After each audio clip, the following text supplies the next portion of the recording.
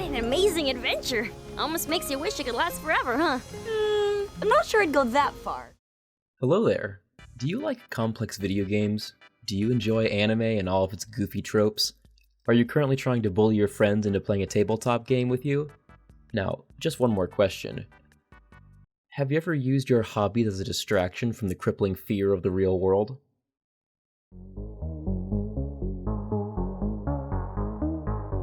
It's very easy to see why Marcy is such a beloved character in Amphibia. With her geeky interests and cute mannerisms, she is immediately a welcome addition to the cast.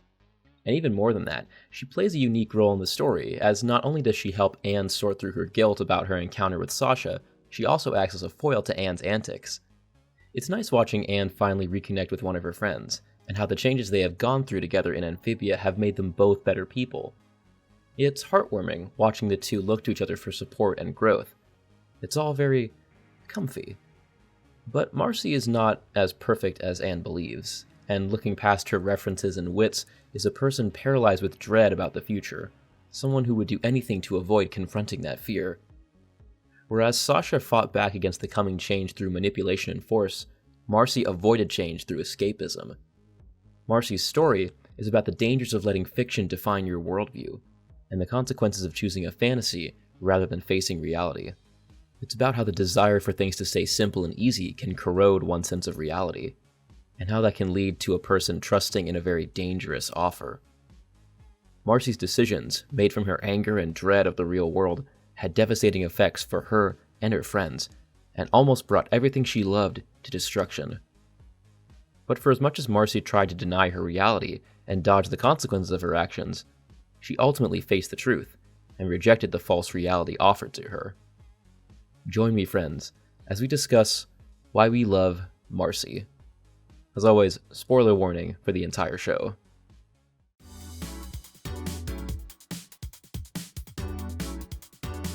Marcy is introduced as the clear brains of the three girls. Where Sasha often had the ideas for plans, Marcy's intelligence and creativity brought those plans into reality. She was an ace student and a focused planner, and was brimming with ideas of the games she wanted to play with Sasha and Anne. However, she was also woefully clumsy, or rather inattentive. While this is played for a joke in Anne's flashbacks, it's indicative of how Marcy had trouble detaching herself from her hobbies and engaging with the world around her. Luckily, she had her friends to catch her whenever she fell on her face. But there is a big problem. Whoa! Spoiler alert! Sorry. It's just such a good movie and I get carried away. Marmar, I'm joking. I don't actually care.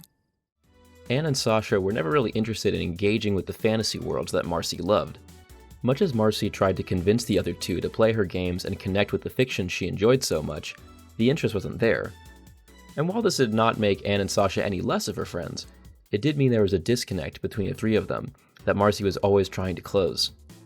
If she could find a way to get those two to understand the appeal of the fantasy worlds she loved, it would make her supremely happy and solidify that they really were her friends. It also meant that she took a more passive role in the friendship, since she had little confidence about herself and what she liked or wanted to do. As an introverted and possibly neurodivergent-coded teenager, Marcy simply felt fine going along with what Anne, but mostly Sasha, wanted to do. For the time being, this was fine. She had friends that, while not fully connecting with her, did want to hang out and enjoy her company. But with that came the fear that if anything happened with those two, Anne and Sasha would leave her, and because she knew that Anne and Sasha could easily make new friends, Marcy was terrified that she would be left all alone. Luckily for Marcy, fate would give her a perfect opportunity to escape from everything she feared, or so she thought.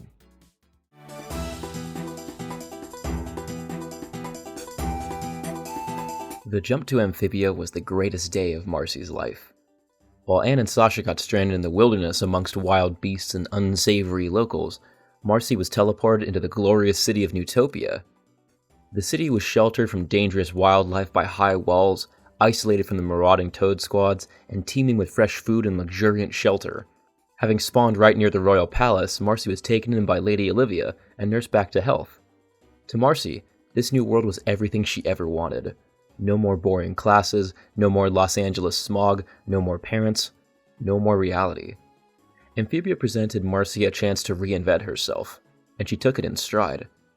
This was a world with all the fantasy whimsy and creatures she had wanted to explore for as long as she could remember. She could be the fantasy hero she always wanted to be. Gone was the awkward and klutzy Marcy who couldn't care less about her boring surroundings. Now she had the drive and the tools to take in the full picture. Isn't this place wild? What an adventure! Oh man, I've really grown out here, Anne. Coming to my own, leveled up. No more clumsy, klutzy Marcy. Can you believe it? To add on to the excitement of exploring Amphibia, Marcy was also now the new center of attention. As the first human everyone around her had ever seen, Marcy could not be ignored. She also made a very close friend, the playful King Andreas. Oh, we'll get to him. The two instantly formed a bond together with a love of puzzles and games. Marcy was the hero of her own story now. Her vast knowledge of niche trivia was suddenly widely applicable and eagerly desired, as the Newts were fascinated by all corners of the human world. And to explore why this made Marcy so happy, let's take a little tangent to talk about anime.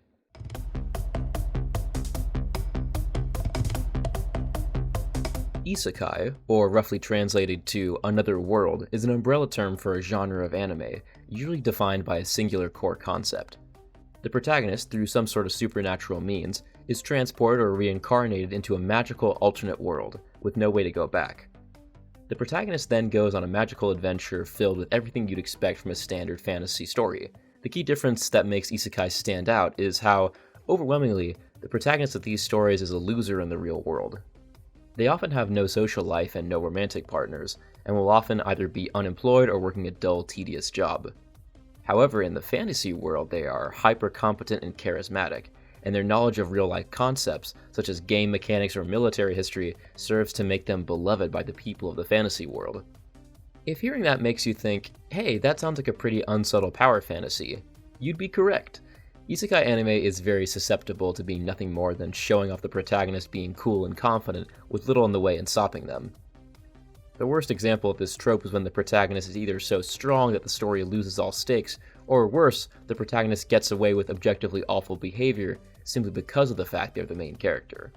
That's not to say that every isekai is bad, far from it, as many within the genre take great care to show complex, flawed characters, compelling stories, and dynamic worlds. But for a lot of these shows, all they need to be is escapism. It stands to reason that Marcy would be enthralled by shows like this, as she constantly references anime and Japanese video games. They offer a certain kind of promise, a world where all the knowledge of those nerdy things you like will be in constant demand. You'll be able to talk for hours on end about every last detail of the game you finished twice over, or that show with your favorite tropes. Those who doubted you and shunned you for your interests will be forgotten, and you will be the hero you knew you were always meant to be. Marcy slowly began to find out that not everyone was having as much fun as her.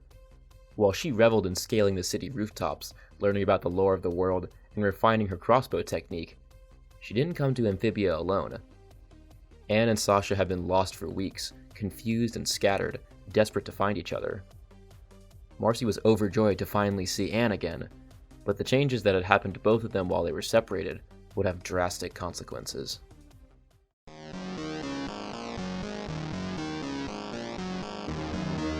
Anne's arrival was one of the critical points in making Marcy realize that not everything was perfect in the world of Amphibia. Marcy was overjoyed to see her old friend, and the two immediately reconnected. Marcy's time with Anne was perfect to show off just how much both of them had grown, but it also revealed the ways in which Marcy had still yet to improve. While Anne struggled to complete Andreas' puzzle, Marcy admitted that despite how comfortable she had become in this new world, she still had immense difficulty forming new social connections. You get along with people so well. 3 people you met today just risked their lives to save you. Heck, the planners here adopted you and would do anything for you. Yeah, sure, I'm good at solving puzzles and calculating the check, but you're amazing at making connections. Me, I have trouble looking people in the eye sometimes.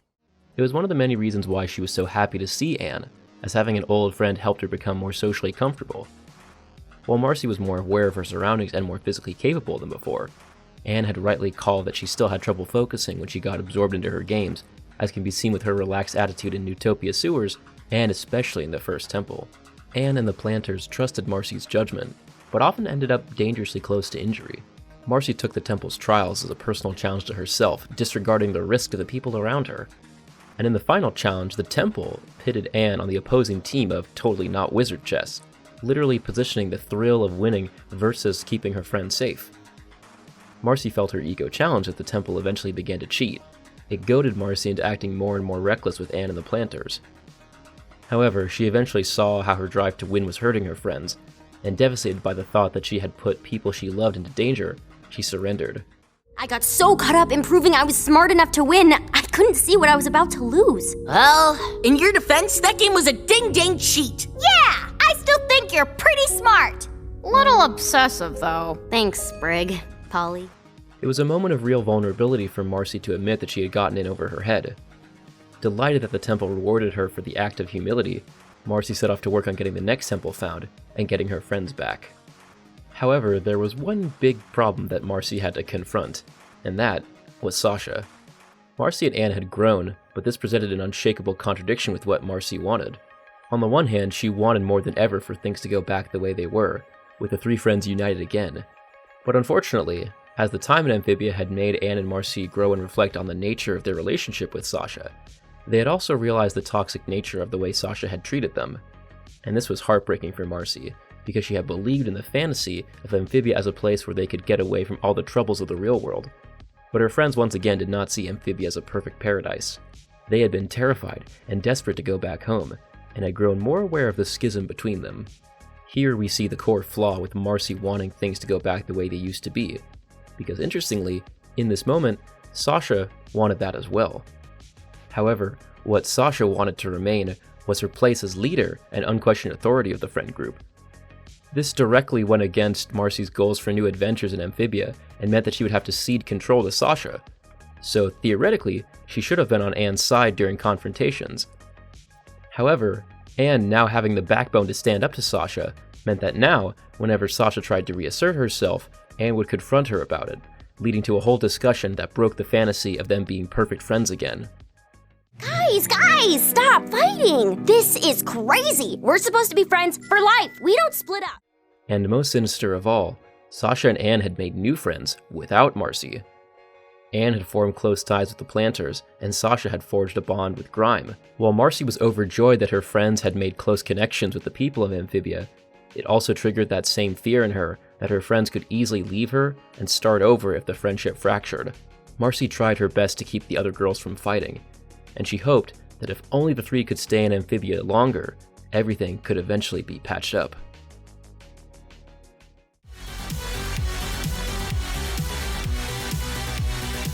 In true colors, Marcy was forced to reveal the truth about how the gang had gotten stuck in Amphibia, and how much she had been hiding.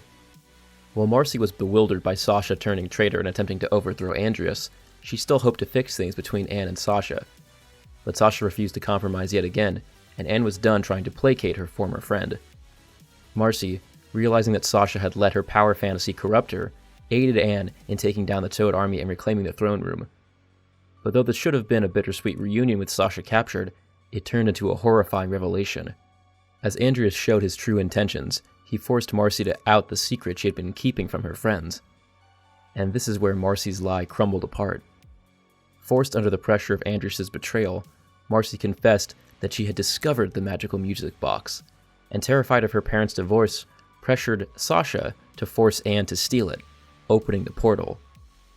This was insane to Anne and Sasha, because not only had it meant that Marcy had gotten the trio transported and trapped away from home on purpose, it means she had lied about it for the entire time since they had found each other.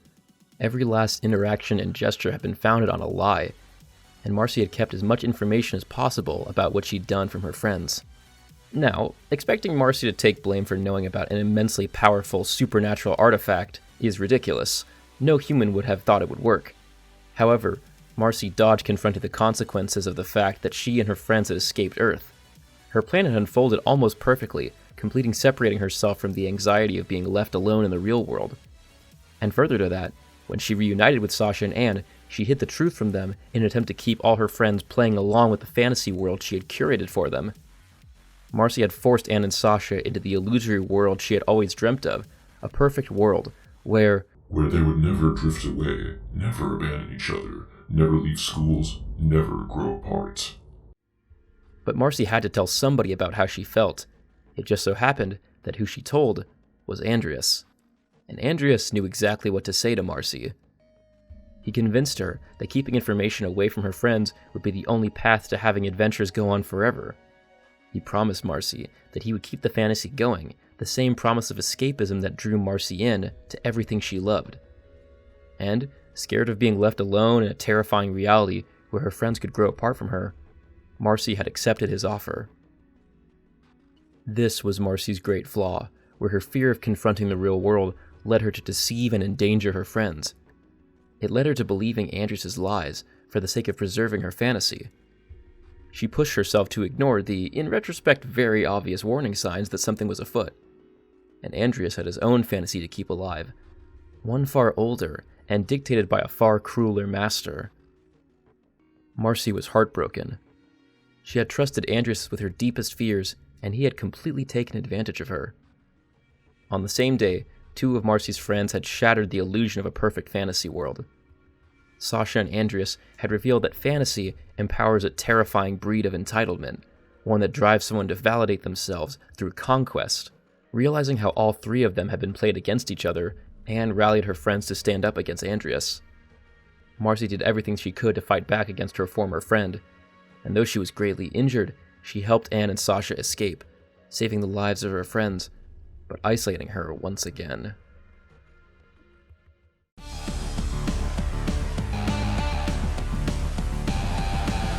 Yunan and Olivia tried to rescue Marcy from Andreas' dungeon, but they were unsuccessful, and Andreas transformed Marcy into the host for the Core. The Core was a collective hive mind of Amphibia's oldest leaders, the masterminds from the time where the Newts of Amphibia led violent conquests across the worlds. Though Andreas heavily regretted sacrificing Marcy, the Core demanded a new host, and Darcy was born. The naming convention may seem a little goofy and edgy, but I believe that it fits so well because of how Darcy acted as a reflection of Marcy's worst impulses. It removed Marcy's compassion and empathy for others, focusing on only her tactical intelligence and analytical mind. It used her lifetime love of strategy games as a way to plan out the invasion, removing the fun fantasy of battle and driving it into real destructive warfare. It symbolized a complete loss of Marcy's identity, leaving her only a husk. And to keep Marcy's mind distracted, it created a very specific, curated fantasy. Amazing, isn't it? It's what your heart has always desired. Sure is. The dream world created by the Core was everything Marcy had wanted. A beautiful fantasy world, detached from reality, where Anne and Sasha would be with her forever, having wonderful adventures. But it was all a lie, and deep down, even as her consciousness faded further from reality, Marcy realized that. She was offered a perfect dream, constructed for the exact wish fulfillment she had sought out, but she knew it wasn't real. Marcy had watched in terror as her desire to avoid consequences had hurt the people around her and made her susceptible to a sadistic trick. She rejected the Core's fantasy and chose to face the abyss, putting all of her trust into her friends.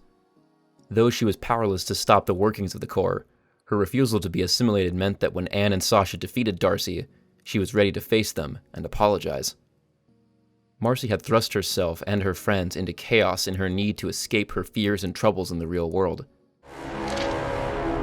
I started this whole mess because I wanted to escape that reality. But I won't run away from it anymore. But she was done being selfish. She was done letting people trick her by preying on her worst impulses. She was done lying to herself, and she would no longer let monsters control what she wanted. Even if it meant throwing away everything, she refused to become a soulless piece of a lie. What are you doing? No one out there will understand you. Your friends will abandon you. You'll be all alone. Stay here.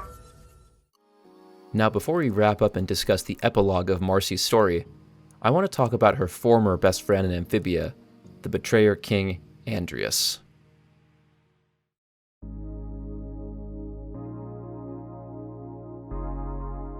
Each of the 3 Calamity Trio girls had a kindred bond with one of Amphibia's big 3 species. While the relationship between Marcy and King Andreas is by far the most tragic of the 3, I find it's also the most fascinating. As I discussed in my Sasha video, Andreas' cruel actions showed Sasha exactly what she would become if she let her desire for power consume her. However, he also acted as a very specific foil to one of Marcy's hidden fears. Andreas had also been obsessed with the need to recreate a fantasy and escape reality, but it wasn't based on any anime or game. Andreas sought to distract himself from confronting the legacy of his father and the warmongering ways of the ancient amphibians. Using the music box to restore the might of his ancestors' empire was his way of avoiding the fact that his friends had seen the truth. His refusal to confront the wrongs of his father meant that when Leaf stole the music box from the palace, Andreas only saw it as a betrayal. He pushed his best friends away and doomed himself to the clawing fear that he had failed his ancestors. But this Andreas, the one tortured by his grief over the fallen kingdom and wrestling with his anger after isolating himself from his friends, was not the one whom Marcy saw. Marcy's arrival meant that Andreas had a new friend, one that reminded him of his love of puzzles and allowed him to appreciate the beauty of his own world. Both Andreas and Marcy were deeply happy sharing time together, in part because both of them were so afraid that their friends would or had abandoned them. But Andreas was still haunted by his own need to create his fantasy. Despite knowing about Marcy's fears personally and her world, he obeyed the demands of the past. He still felt deep regret about offering Marcy up as a sacrifice to the core, but his adamant refusal to confront his actions gave him only one option. He could only hope that the fantasy his father and core offered him of glorious conquest would suffice. But even that wouldn't be enough, and when the dust settled, Andreas turned on his former master. This is the Andreas whom Marcy talks to in the series finale. A broken person who allowed their fear of facing the truth consume them, but a person who acted out of a deep fear of being left alone in a bizarre and chaotic world. I don't believe Marcy did or should forgive Andreas, but she bid farewell to her former friend, the one who separated himself from his obsessions and connected with a real person. Not King Andreas the Conqueror, just Andreas. There is no future where Marcy and Andreas ever reunite, but each of them walked away from their time together as better people. They embraced the humility required to confront the fallout of their own actions, no matter how much it hurt.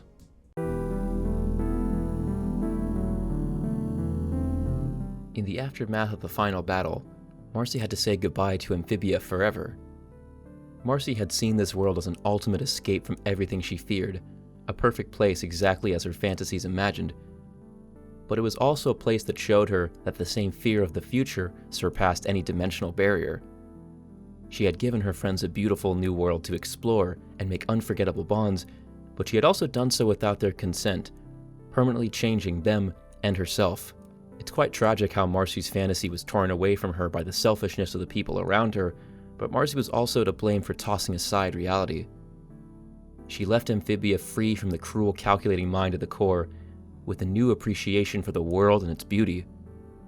Though she would move away from her old friends, her time in Amphibia had made her a stronger person than ever before. I find Marcy Wu to be fascinating because, in spite of how she had her fantasy taken away from her, she fought through her cynicism and trusted in the people around her. It took her incredible courage to not only face her own mistakes, but to also embrace the unknown abyss of the future. And I think that's a really touching message. In the modern age, there is no lack of content for any unique interest one can have. It's an encircling vortex, designed to ensure that you never have to go 1 second with your own thoughts. And those pieces of media have value. I wouldn't have this channel if I didn't believe that, but Marcy's character so brilliantly illustrates how the want to shut off the outside world can erode your own essence, reduce you to a husk, wishing only what you want the world to be, rather than focusing on your own place in it.